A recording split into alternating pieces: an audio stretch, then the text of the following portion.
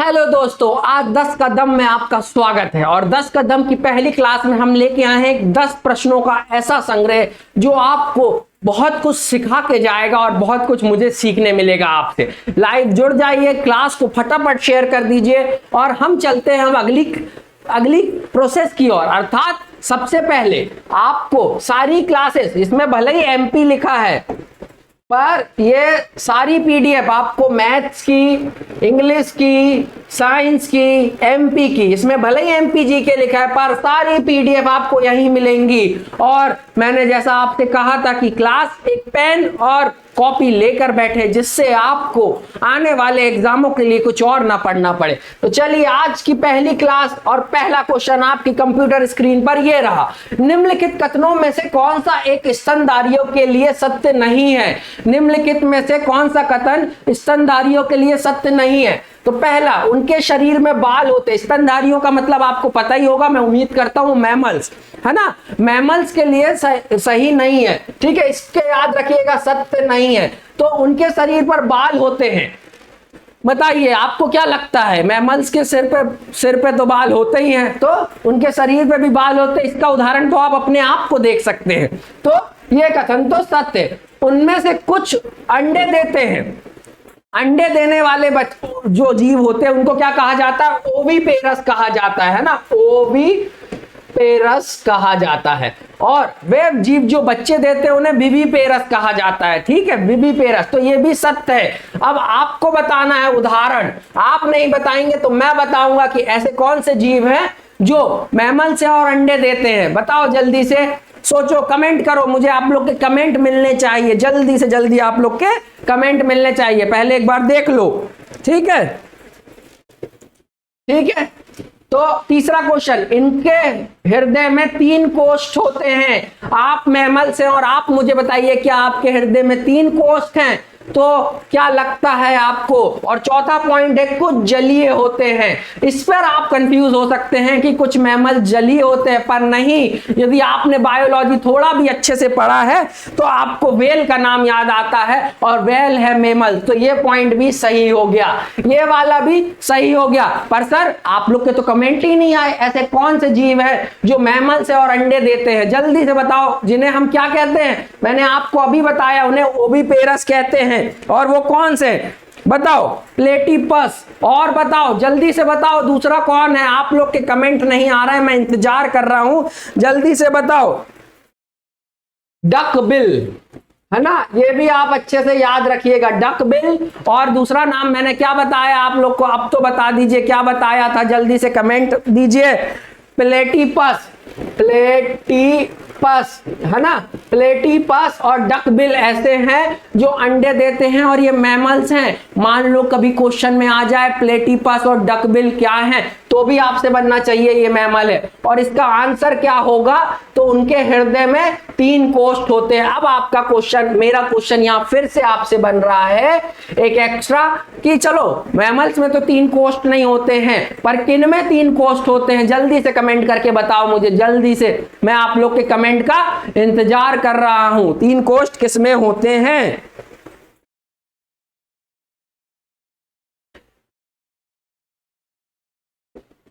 मेंढक, घड़ियाल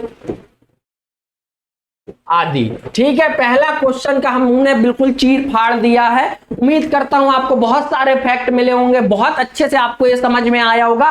पहला क्वेश्चन समझ में आ गया, स्तनधारी मैमल्स, उनके शरीर में बाल होते हैं, हम खुद इसका उदाहरण है। डकबिल और प्लेटिपस भी हो गया। 3 कोष्ठ कौन से हैं? मेंढक, घड़ियाल आदि। तो हमारे में कितने होते हैं? 4 होते हैं। चलिए, बिल्कुल सही जवाब। इसमें एक और उदाहरण, जलीय जो मैमल से, बताओ कौन सा होगा? समुद्री घोड़े का नाम सुना है आपने?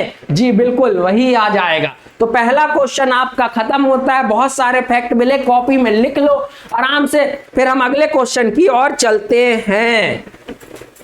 चलिए अगला क्वेश्चन आता है आपके ऊपर। वर्गीकरण की जीव विज्ञान संबंधित पद्धति के अनुसार निम्नलिखित में से कौन सी एक असली अर्थात वास्तविक, है ना, लिख लीजिए, वास्तविक मछली है? अब तो हिंदी, बहुत हिंदी इंग्लिश करते हैं आप लोग, देखिए हिंदी तो रजत मिनाप, मिनाप का मतलब होता है मछली, तो रजत मिनाप किसे कहते हैं जल्दी से बता दीजिए? सिल्वर फिश को कहते हैं, सिल्वर फिश को कहते हैं, है ना, याद रखना। जेली फिश, फिर उसके बाद कटल फिश और उड़न मछली मतलब फ्लाइंग फिश, है ना, फ्लाइंग फिश। अब इसका आंसर दीजिए जल्दी से, क्या होगा इसमें से कौन सी असली में मछली, अर्थात इनके सबके नाम मछली हैं। ये क्वेश्चन बहुत इंपॉर्टेंट है और आपको जवाब देना है कि इनमें से कौन सी असली मछली है। आप लोग के कमेंट आते रहना चाहिए। तो देखो कीट, सिल्वर फिश है जो वो कीट वर्ग की है, ठीक है, इसको याद रखिएगा, किस वर्ग की है? कीट वर्ग की है। कटल फिश, कटल फिश किस वर्ग की है? ये मोलस्का की है भैया, मोलस्का की है ना। मोलस्का वर्गीकरण पढ़ा है आप लोग ने? बिल्कुल पढ़ना, उसको बहुत अच्छे से पढ़ना। जेलीफिश, और जेलीफिश जो है वो निडेरिया वर्ग की है, लिख लो बहुत अच्छे से, काम आएगा। तो ये कीट वर्ग की हो गई, ये निडेरिया की हो गई, ये मोलस्का की हो गई। तो कौन सी मछली बची से स्पीशीज? तो उड़न मछली, इसका आंसर हो जाएगा डी, ठीक है। फ्लाइंग फिश है जो सही में मछली है, बाकी सबका वर्ग मैंने बता दिया। इसको नोट कर लो अच्छे से और पढ़ लो, लिख लो, एग्जाम में दिखेगा तो बहुत मजा आएगा। हो सकता है सिर्फ यही पूछ ले जेलीफिश किस वर्ग की है, तो आप लिख दोगे मत्स्य, पर नहीं, ये किसकी है? निडेरिया की। अपने आप में ये 4 क्वेश्चन है, इस चीज का इंपॉर्टेंट समझो। यही मैं आपसे कहना चाह रहा हूं कि ये जिंदगी बहुत छोटी है, दूसरों की गलतियों से सीखना पड़ेगा, तभी हम आगे बढ़ेंगे, नहीं तो नहीं बढ़ पाएंगे, है ना। ठीक है, दूसरा क्वेश्चन हो गया। चलते हैं अब तीसरे क्वेश्चन की ओर। निम्नलिखित में से कौन सा एक जीव अन्य 3 जीवों के वर्ग का नहीं है? भैया बताओ जल्दी से, कौन सा जीव अन्य 2 वर्गों का नहीं है?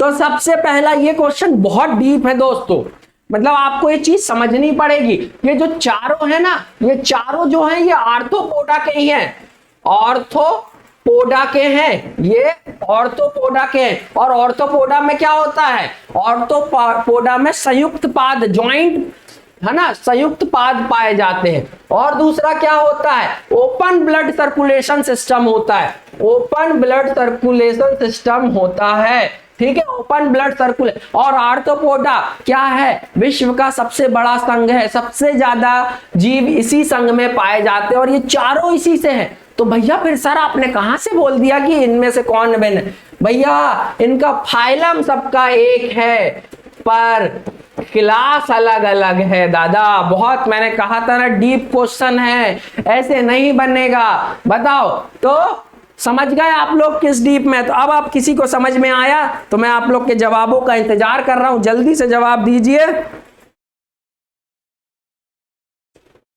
है ना। तो जो आंसर है, जो केकड़ा है, वो केकड़ा कौन से वर्ग का है? आप लोग को पता है, जल्दी से जवाब दीजिए। मेलिस्टोका का है। और बाकी सब किस वर्ग के हैं? जल्दी से आप सर्च करना, खुद सर्च करना जल्दी से। मैं आपको जवाब दे सकता हूं ये 3 कहां के हैं, पर ये आपके लिए सही नहीं होगा, सब आपको हाथों में परोसा परासा मिले, है ना। ठीक है, इस चीज को आप समझिए। चलिए अगली क्लास से ऐसा कर लेंगे, हर क्वेश्चन को मैं होमवर्क दे के जाऊंगा एक, पर अभी मैं बता देता हूं ये सब आर्केनिडा क्लास के हैं, ठीक है। ये सब ऑर्थोपोडा है, ये आ जाए तो पता होना चाहिए, पर क्लास डिफरेंस है, ठीक है। समझ गए? नोट कर लो आराम से। और अब आगे चलते हैं, अगला क्वेश्चन की ओर चलते हैं। बताओ भैया, बताओ जल्दी से। क्वेश्चन क्या? अमीबा के संबंध में निम्नलिखित कथनों पर विचार कीजिए। अमीबा क्या है? अमीबा अमर है, अमीबा मर नहीं सकता, याद रखना, अमीबा अमर है, अमीबा अमर है ना, यूनिसेलुलर है, ये यूनिसेलुलर है। तो अब इसके कथनों को पढ़ते हैं और समझते हैं। ये जलाशयों में पाया जाने वाला एक कोशिकी अर्थात सिंगल सेल्ड जीव है। बिल्कुल सही लाइन है ये, तो बिल्कुल सही। अमीबा अपनी आकृति व स्थिति निरंतर बदलता रहता है, बिल्कुल बदलता रहता है। अमीबा की कोशिकाओं में एक कोशिका झिल्ली, एक गोल सघक केंद्रक, कोशिका द्रव, बुलबुले के समान अनेक धानियां होती हैं, बिल्कुल होती हैं। बिल्कुल हर सिंगल सेल वो सब काम करती है जो हमारी बॉडी करती है। समझ रहे हो चीज को? तो यहाँ पे सब सही है, समझ गए? इस सारे पॉइंट को ये नोट कर लीजिए, 1 2 3 तीनों सत्य हैं। कौन सा सही है? तीनों सही है। समझ गए इस चीज को अच्छे से? अमीबा अमर है, ये भी याद रखना। 10 का दम की क्लास आपको कैसी लग रही है जरूर कमेंट करना, और बहुत अच्छे से जुड़ते रहना, है ना। ये वार्म अप है, जब हम क्लासेस में एक बार अच्छे से हो जाए फिर 10 का दम साइंस का T20 हो जाएगा। ठीक है, वह आप लोग का समर्थन चाहता हूं, और किसी संसाधन विहीन बच्चे को ये क्लास शेयर जरूर कर देना, जिससे उसके पास संसाधनों की कमी से उसकी तैयारी कमी ना रह जाए। अगला क्वेश्चन, प्लांटी जगत की शारीरिक जटिलता के आधार पर 5 वर्गों में बांटा गया। देखो इसी लाइन पर क्वेश्चन है, प्लांटी जगत को किसकी जटिलता के आधार पर 5 वर्गों में बांटा गया है? तो शारीरिक जटिलता की वजह से बांटा गया है। ये चीज आप याद रखना। अब क्वेश्चन आएगा प्लांटी जगत को शारीरिक जटिलता के आधार पर कितने वर्गों में बांटा गया है? तो ये भी याद रखना 5 वर्गों में बांटा गया है ना। यहां भी एक क्वेश्चन मिल गया है। अब आप लोग को बताना है कि इनमें से कौन सा वो 5 वर्ग में शामिल है। जल्दी से बता दो अब फटाक से, ये तो बनना चाहिए आप लोग से।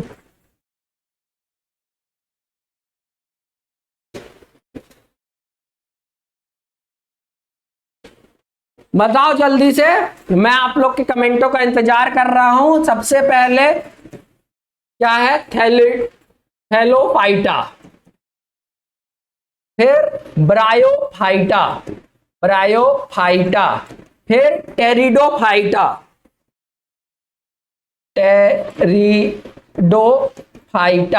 फिर एंजियोस्पर्म और जिम्नोस्पर्म,